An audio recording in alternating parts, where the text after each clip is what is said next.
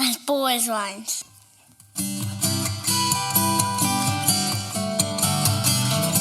As bold as lions. As bold as lions. As bold as lions.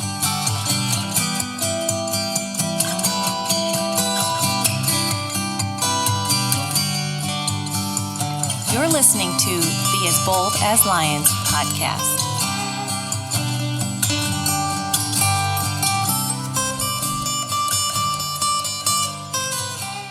Hello and welcome to the As Bold as Lions podcast. My name is Derek and it is great to have you join me today. We are kicking off a quick series here to finish off the month of June. If you've been with me over this past year, man, we've kind of hit a lot of different things, been all over the place with subject matter for the podcast. And we just recently finished up that series on Esther, which was a lot of fun. It's kind of a deep dive for me to go into that. Encourage you to go back and listen if you haven't already. We did some stuff that's been on my mind, some episodes of just kind of nothing's off limits. You know, you can kind of go in on any sort of rabbit trail down of a subject matter. And so we were looking at modern worship, some of that on a particular episode of that. We also looked at the idea of finding Sabbath rest. Maybe that's something that kind of triggers you to say, that's something I'm looking for. What does that mean? And then we also talked about conspiracy theories. Not necessarily the specific theories themselves and whether they're true or not debating all of that, but what do you do as a believer with this idea of conspiracy theories? Just something to go back to. I won't go into it here. It could get me on that rabbit trail again, but some things that we've looked at, and let's talk about it episodes. We've had a few of those.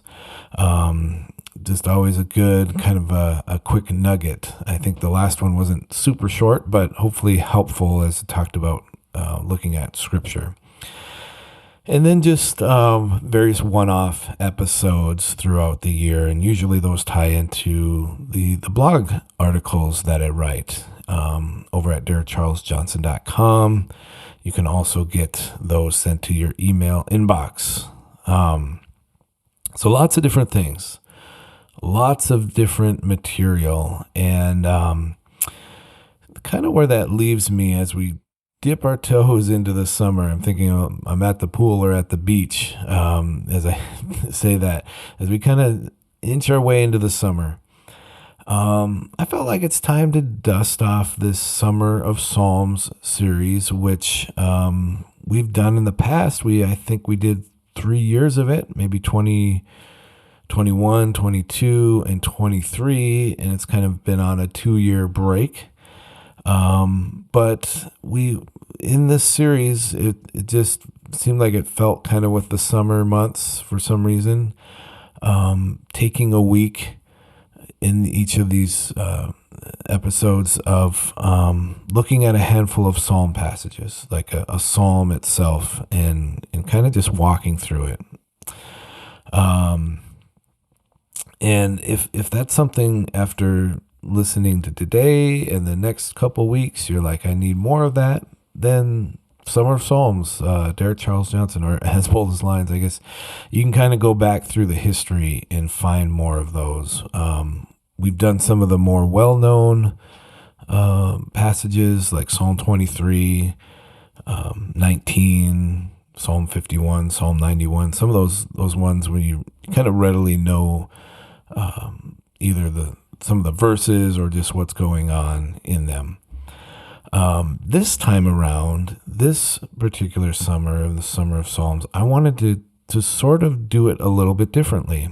I wanted to look at just one psalm, Psalm 37, but break it up into 3 episodes. So we're going to start it today. We're going to continue it the next time and then finish it on week 3 of this series.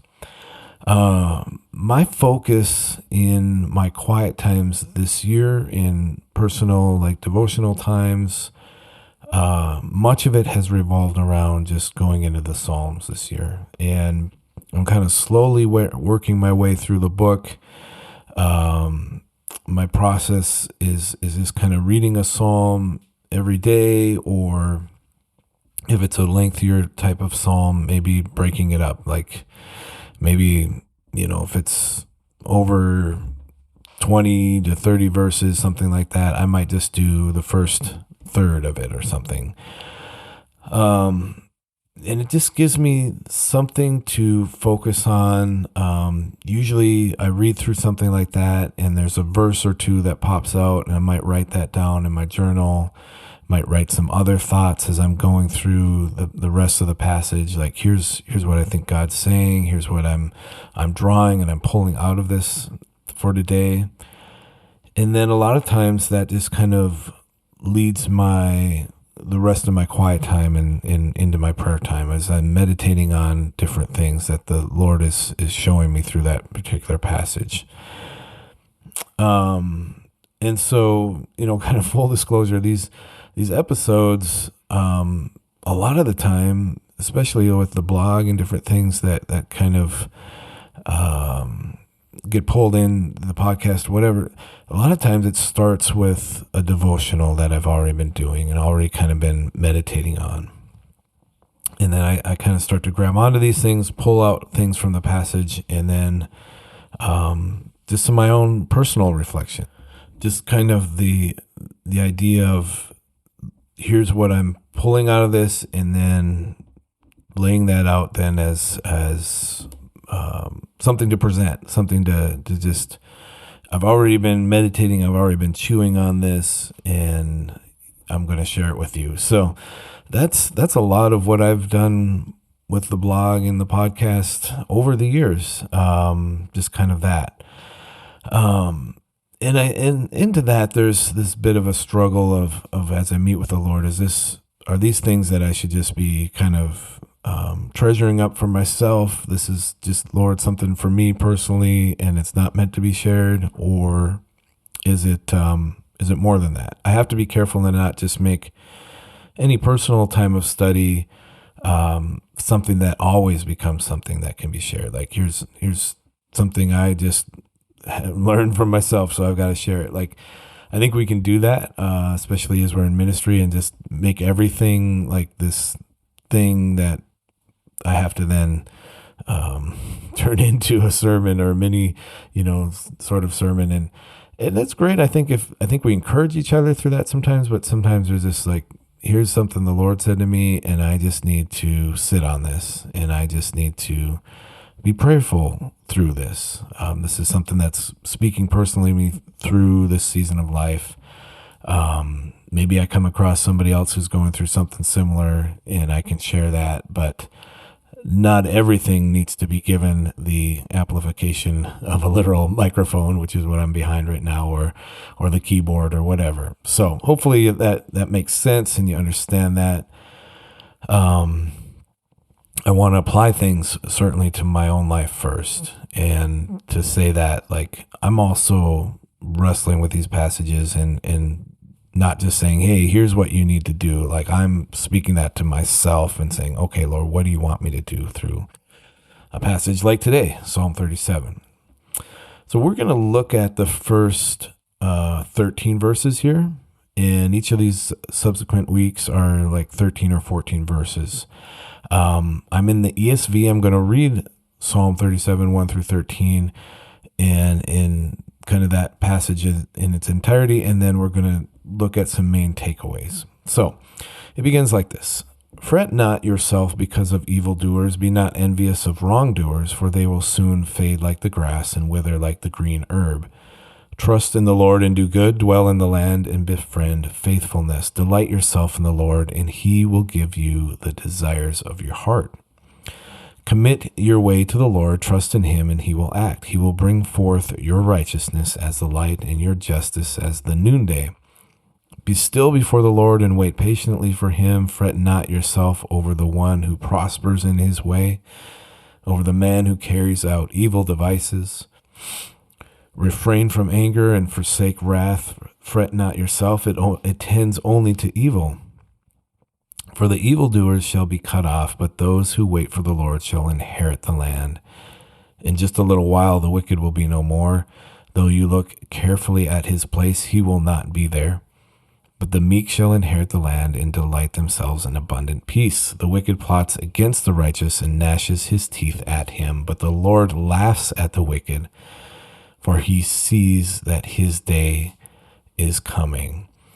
All right, just scrolling back here on my notes. Title today, Words to Live By, as we look at Psalm 37, 1 through 13. And there's a lot to unpack here. But here are some main thoughts and some main points that I draw from this.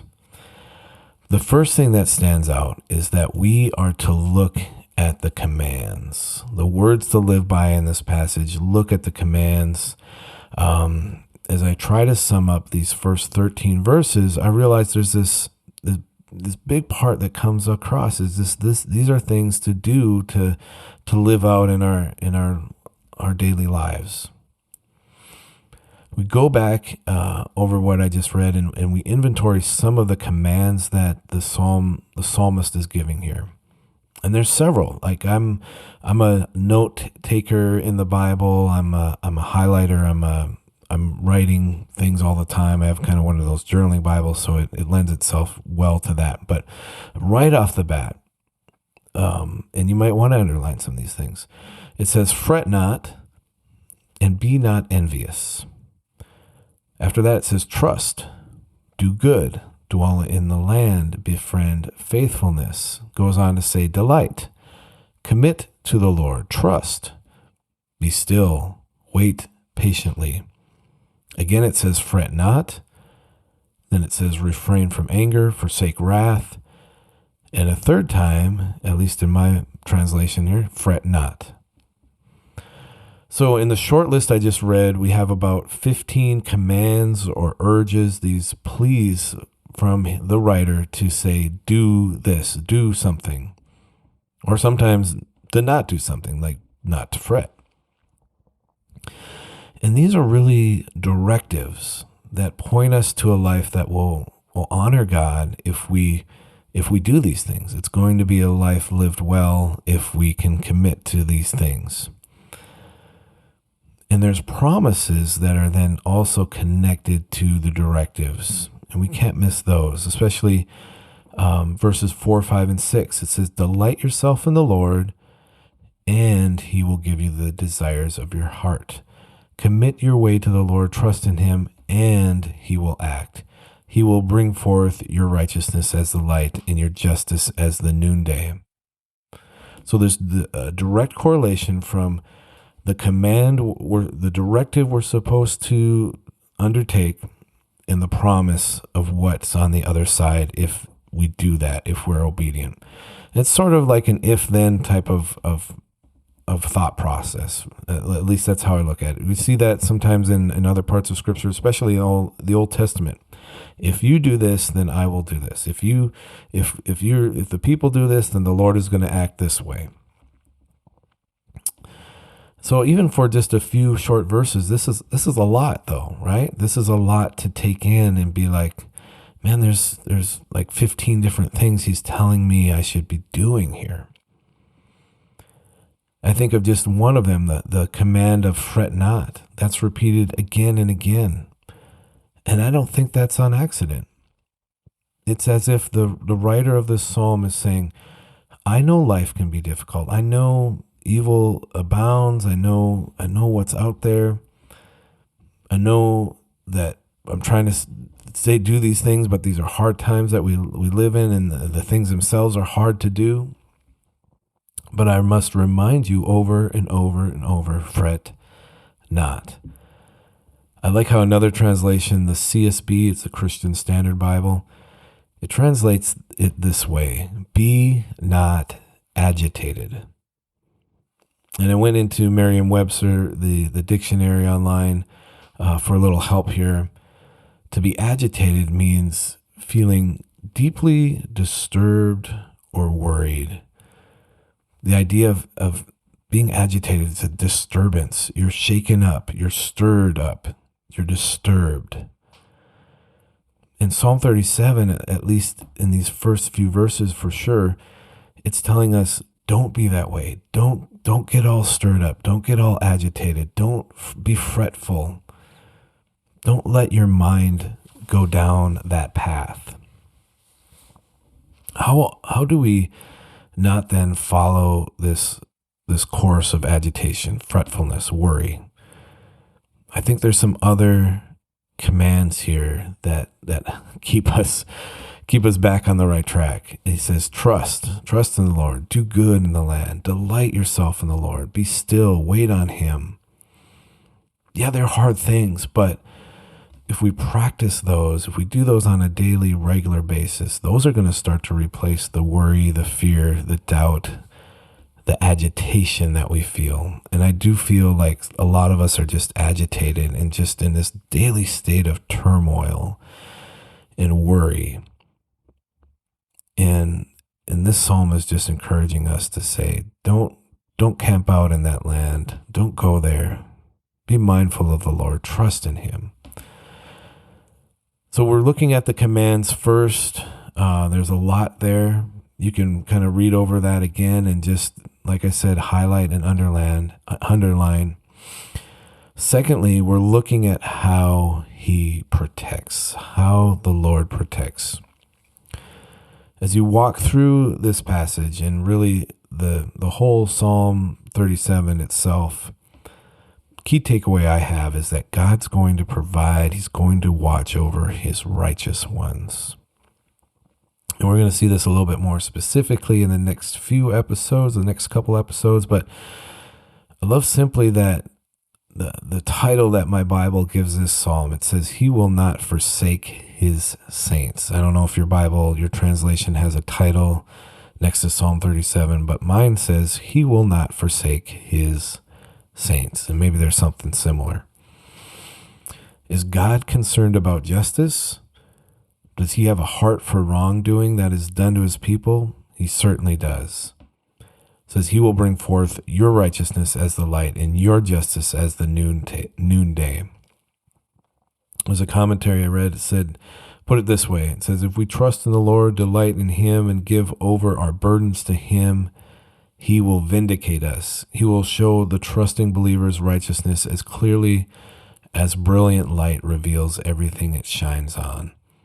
The believer's vindication will be as clear to everyone as the brightest time of day.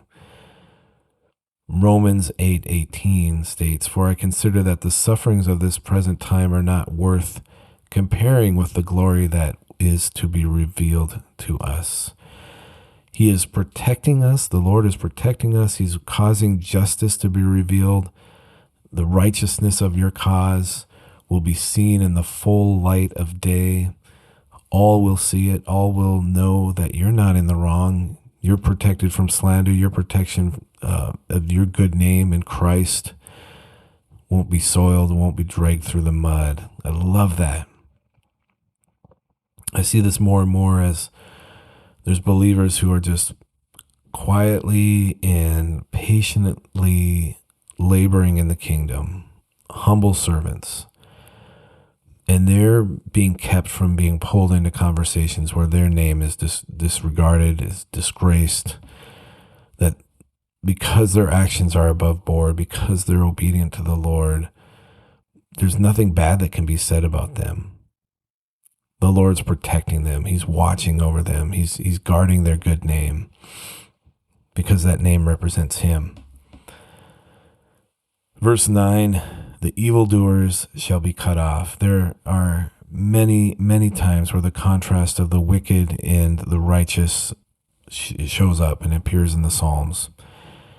And as I'm going through much of the book this year, hoping to get through most of Psalms in 2026, I'm seeing it all over.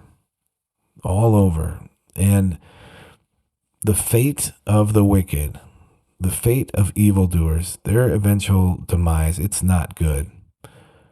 They're going to be cut off. Cut off from what? The inheritance. We're going to talk about that in a minute. But they're not going to have this glorious promise. I'm reminded of Psalm 1 as we're talking about this, and Psalm 1 just kind of kicks it off with it's a short psalm, but it just like talks about evil and righteous people. Listen to verses 3-6.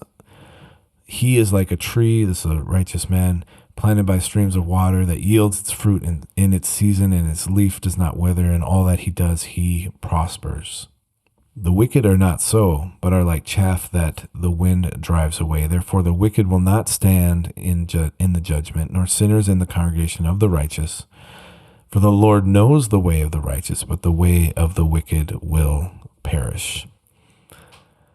Not only does God protect and he brings justice to your cause, he cuts off the wicked, and he then causes you to prosper. He causes the work of your hands to be fruitful. And there's life in what you're doing. What you're doing matters. It's life-giving. It's kingdom serving. It's important. These things he's working will last for eternity because they are his. The works of the wicked, they will not be remembered. They will perish with them. They will go down in flames with them. So just something to remember in what you're doing. It matters. Finally, look at the inheritance. We said, look at the commands here. We said, look at how he protects. We're going to end it on this. Look at the inheritance. So as you read this psalm, there's this phrase that pops out, inherit the land. And it appears a total of 5 times. We read it twice in verses 9 and 11. Comes up again in verse 22, verse 29, in verse 34. It's all over. So with that many mentions, it had to have been a main theme for this writer. And the writer of the psalm, I believe, is David. That's I think that's what my Bible says. He's a writer of Psalm 37, wrote most of the Psalms. And what we can infer, what we can assume because of what some of the things he says, that David is an older man by the time he pens this psalm. He tells us in verse 25, I have been young and now am old. Perhaps he's nearing the end of his 40-year reign as king and ruler over Israel. So it's putting him up there in years. He's got some gray hairs. He's seen a lot of things. But there's a depth of wisdom and overall just life experience that we can glean and draw from by sitting at the feet of someone who's walked their days with the Lord. It's something I appreciate more and more as I'm around more mature and just seasoned followers of Jesus. I'm drawn to them. And yeah, there's good and bad. There's bumps and bruises. There's things that they may have to share that are, here's what I've went through and here's what I've learned. But that's an encouragement. You know, here's the successes. Here are the victories. Here's some of the battles. Here's some of the things I wish I would have done differently. Like hearing that even as a guy who's in the back half of his life now, over the hill, I'm still looking for that direction. I will still take it every day. And for younger ones especially, like seek that out. Seek out wisdom. Seek out a believer who can mentor you and pour into your life. It will impact you so much for your future. But back to this inheritance idea. Inherit the land. What does David mean by that? Inherit the earth. Sometimes it says that. Why does it get so many mentions? Well, again, I think there's like a qualifier that comes along with these verses. So when we hear inherit the land, what is some of the other stuff around that? What's context give us? Verses 9 and 11, we read, those who wait on the Lord will inherit the land. Verse 9. Verse 11 says, the meek shall inherit. As we go into the verses ahead, verse 22, kind of borrowing from some of our content for the following weeks, verse 22, those blessed by the Lord inherit the land. Verse 29, the righteous inherit the land. And verse 34, those who wait for the Lord and keep his way, he will exalt you to inherit the land.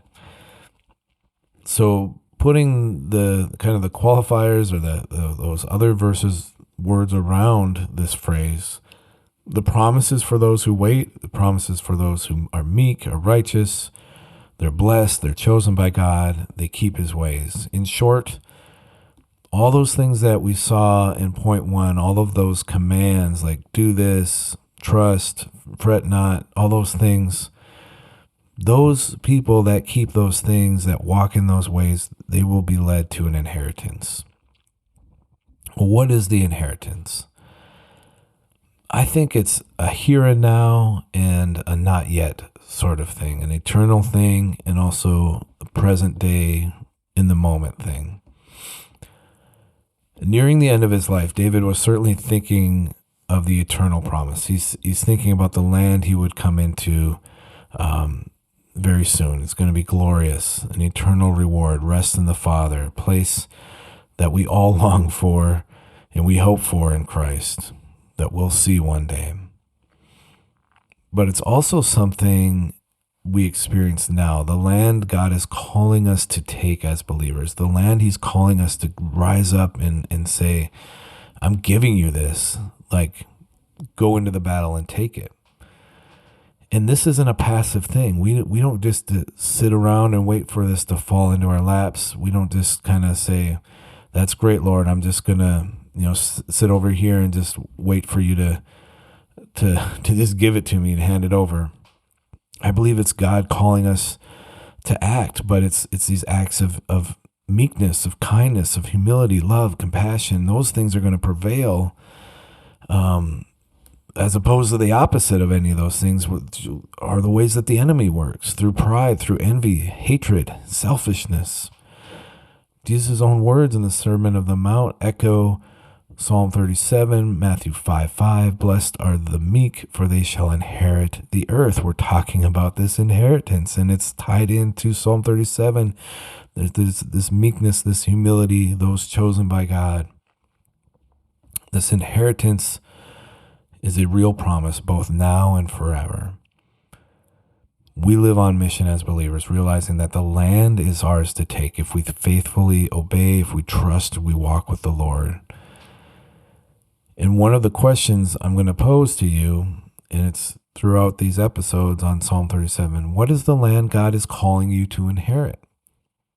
Is it related to your family, seeing them to follow Christ, maybe to come to know Christ if they don't already? Is it your job that you're at, your mission that you put the gospel on display in that the place that you work with your coworkers, your boss, your clients, your customers, patients, whomever you're coming into contact with through the place that you work? Is it perhaps stepping outside of your comfort zone?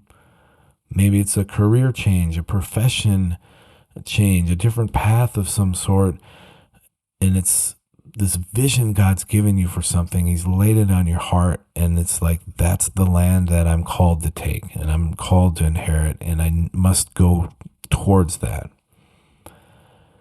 Whatever it is, I pray that we're able to see, based on Psalm 37, God's already promised us success. He's already given us the victory.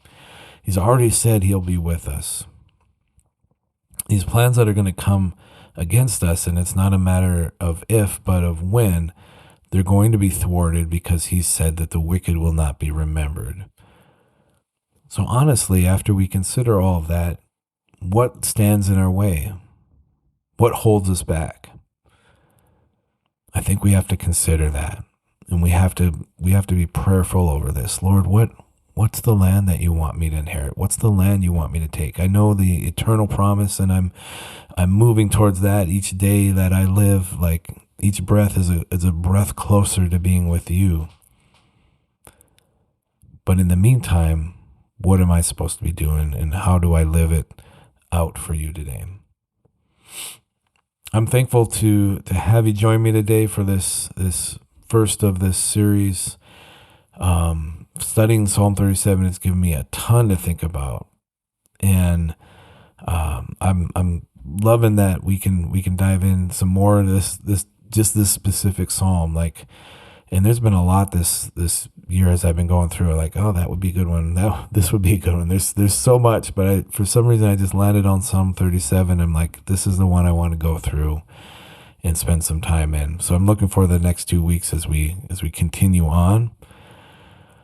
And there's some things we're gonna return to, and some specific things that are gonna come up that are gonna show us how to continue trusting God, even amidst the unknowns.